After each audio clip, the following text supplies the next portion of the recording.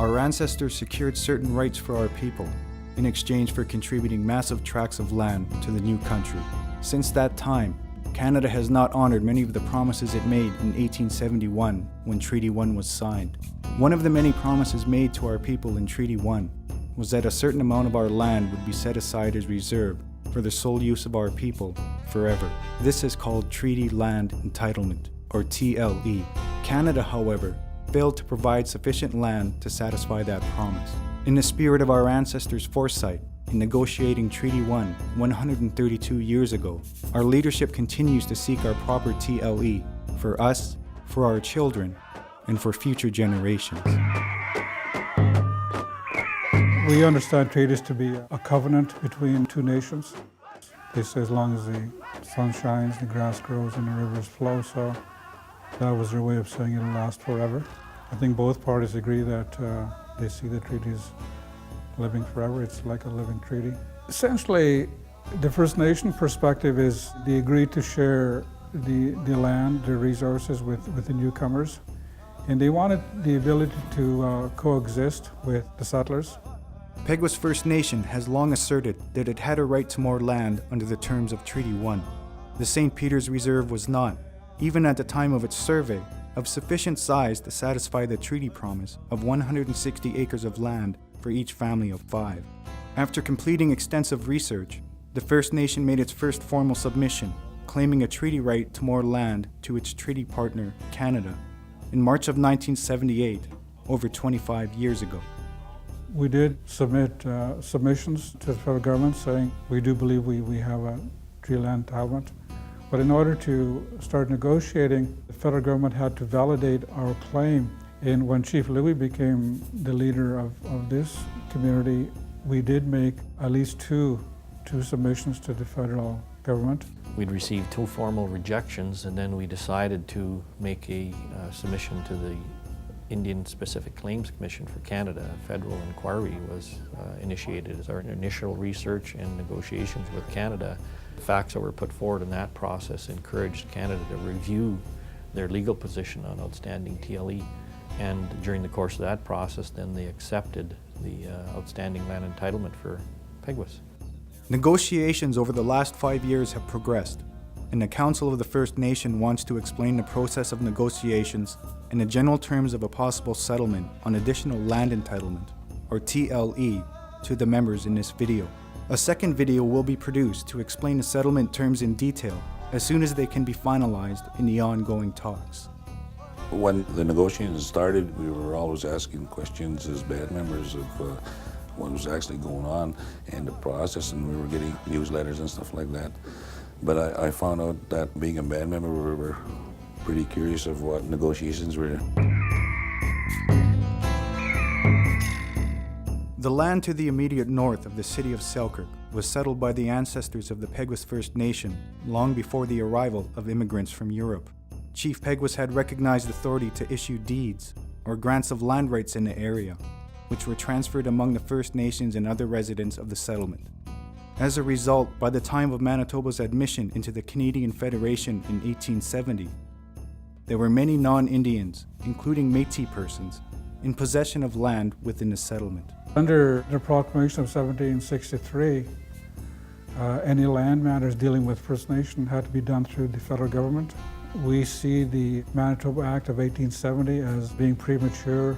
What that did is it gave homestead title, I guess, to the newcomers. So it kind of pushed our entitlement aside, and they agreed to deal with the newcomers at our expense. Prior to signing the treaty on August 3, 1871, certain assurances were given to the members of the First Nation. People of St. Peter's were entitled to hold land under the Manitoba Act as private land holdings, and there was confusion there with regards to whether or not that land would be included as reserve land. At the signing of the treaty, our people were assured that that land wasn't going to formulate part of the treaty land entitlement, but it would be included as reserve also. Chiefs and headmen at the time questioned the treaty commissioners from the Government of Canada and asked them if land would be made available for their grandchildren's children in the future. And there is oral assurances that the Commissioner did see that there would be land requirements in the future based on a growing population of First Nation communities. And this oral assurance is recorded in the newspaper of the time from the Manitoban, and also in addition from the oral histories of our elders. The survey of St. Peter's Indian Reserve 1 was completed in 1874, some 3 years after Treaty 1 was signed. The treaty expressly stated 160 acres per family of 5, or 32 acres per person, to be held in common for the use and benefit of all members. However, no accurate census of the First Nation population was taken at the time of survey. At the time of counting the number of members at the time of treaty, a lot of our members weren't around. I guess there was a discrepancy in the account of the band members that were around at that time. Conflict began immediately following the survey, as the many non-Indians and Métis families living within the surveyed reserve claimed land by possession of Peguis deeds. After disputes arose, Canada authorized at least 2 formal inquiries into the claims in 1885 and 1896. A third commission, undertaken by Chief Justice Hector Howell in 1907, recommended to Canada that it take a surrender of the St. Peter's Reserve and the members be relocated to a new reserve to be granted to the north around Lake Winnipeg. As a result, Canada allegedly took the surrender of the St. Peter's Reserve in September of 1907 under highly questionable circumstances. Peguis First Nation has fought for the recognition that the 1907 surrender was invalid since the date of taking, and the recognition of its right to additional land for reserve under treaty since the survey of St. Peter's Reserve. On June 29, 1998, Canada finally accepted both claims for negotiation due to their historic and legal relationship. In 1998, Canada recognized that we did have a shortfall in TLE, but also at the same time recognized that the surrender of St. Peter's in 1907 was illegal and invalid. So we're negotiating 2 claims, and one is the surrender claim and one is the TLE. Our people are survivors. I think our history would reveal that, and certainly the experience we've had from being forcefully removed from the St. Peter's Reserve and relocated to Peguis, which was nothing but wilderness with swamp and forest. The surrender claim is probably about halfway through the process. The surrender claim is largely a matter of examination of the value of the claim land and the economic loss that the First Nation suffered because it didn't have the land. The First Nation in Canada then proceeded to determine terms of reference leading to an assessment of compensation to which Peguis might be entitled on settlement of the surrender claim. This includes 2 independent land appraisals, 6 major economic loss studies, a trust account review, a relocation study, and an intensive examination of certain possible related claim set-off issues. Well, we tried to get all our elders together to bring the best information we have from all their knowledge and history of back where we might have been and where we are today. This information is provided to explain to you the general state of the surrender claim negotiations. However, the focus of this informational video is the TLE negotiations and the emerging terms of a possible settlement. Canada acknowledged that the Peguis First Nation did not receive all of the reserved land to which it was entitled under Treaty 1, but did not agree with Peguis on how the outstanding entitlement was to be calculated. The federal position, their legal position, is that they shouldn't get any more than what the date of first survey was based on their population at that time. The First Nation position is that, no, it should be close to a current day population. So that was part of our negotiations. In 1997, when 19 Manitoba First Nations negotiated a framework agreement on TLE, the resulting land entitlement was largely determined by the current populations of those First Nations. However, as the Peguis First Nation TLE was not accepted by Canada until June of 1998, Peguis was not a signatory to the framework agreement.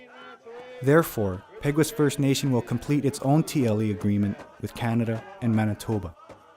There are a lot of details that go into working out an agreement of this kind of complexity, but where we started was reaching a consensus that we would use the TLE Framework Agreement in '97 as our guideline for negotiations. When we started negotiating, I believe the federal position was close to, it was around 9,000 acres, but they realized, there's some allowances for negotiating. And our number was close to 180,000, roughly around there in terms of our calculation. So there's that difference. We had to try and negotiate a settlement. The final number, I guess, we agreed to by both parties, federal government and Peguis, was 166,000 acres. So if you see the spectrum, we figured that number is a fair number in terms of quantum of land. After 5 years of talks, the general terms of a possible TLE agreement are emerging.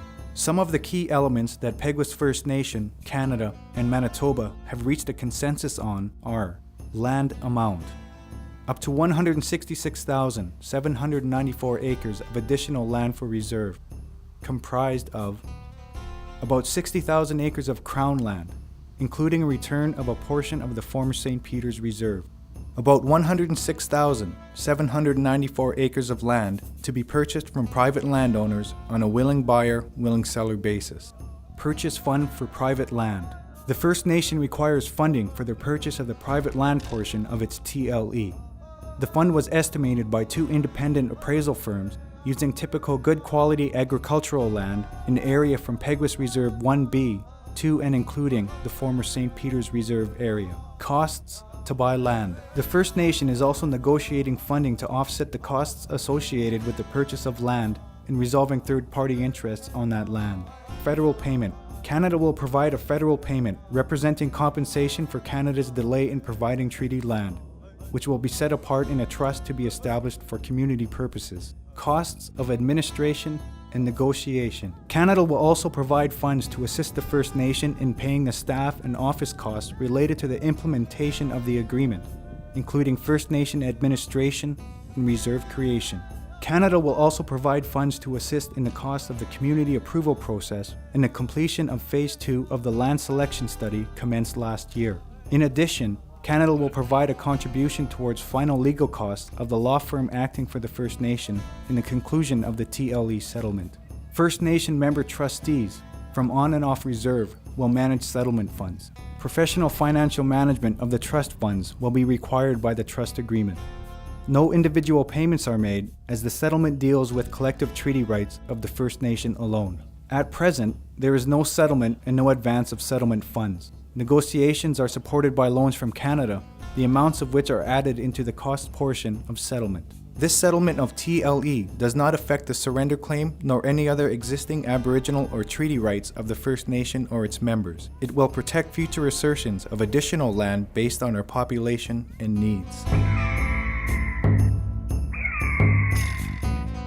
Over the past 25 years, the Peguis First Nation has worked hard to advance its cause, claim its rights, and secure the implementation of Treaty 1 on terms consistent with its original spirit and intent. This agreement that would be placed in front of all our citizens it's an opportunity to ensure that our people in the future receive benefits from our treaty that our ancestors have signed back in 1871. I want them to be a part of that process, so they have to be aware that this is of great historical significance, but also of great future significance to our people. I guess we got our administration and chief and council has really been fighting for what we've had, and I guess it all started back with Chief Peguis way back, and he was a great chief, and everybody that followed his footsteps since then have been really working towards bettering the community for the people. To be successful in this claim, we have to have 51% of the vote by our people, both on and off reserve. And I think our chief and council has a lot of work to notify the people, the membership, the importance of the vote and the outcome that it will bring for the benefit of our people. I think our grandfathers would probably be smiling that finally, after over 100 years of waiting, what was supposed to have been given to us in trust what was promised to us to begin with, to have our land base. It must be something to feel good about, because when we look at what has been given to us and done to us over the years, it's about time we get something in terms of what we gave up. We gave up a lot. I think it's good for the children. I mean, the land that they're going to get. I mean, there is children, they're growing. The population's growing. So I think that what's going on now with the land entitlement would be good for the younger generation. In addition to adding to the land base of Peguis, the community trust funds will be used to improve the lives of all our members, both on and off reserve. Our members will be challenged to find ways to use the investment returns on the trust funds for education, health, cultural, economic development, and other purposes over time. Council is continuing negotiations on the legal terms of a settlement agreement around the basic principles outlined in this video presentation. There can be no settlement of TLE without the approval of the membership of the First Nation. Once an acceptable form of settlement agreement can be negotiated, it must be presented to the membership for consideration in a community approval process, concluding in a vote of the membership. All of our band members, they have the final say in these land claims. It's our people, all the Peguis people that are of the voting age, 18 and over, they're the ones that are going to cast the vote whether to accept or reject the land claim settlement that's being offered. And I know that throughout our history, our trust has been broken, has been violated for all the various reasons that they've, inflicted injustices on our people. But after 132 years, when the treaty was signed in 1871, the government of Canada is finally going to live up to the terms of that treaty. Another video will be produced to explain to the members the details of the upcoming agreement and the process involved in the ratification vote. It is important for voting purposes and general information distribution that all members have a current address on file with the administration office. Contact Linda McPherson toll-free at 1-866-645-2359 or via email at peguisfn@mts.net to confirm information on file or to provide information about any person or family member.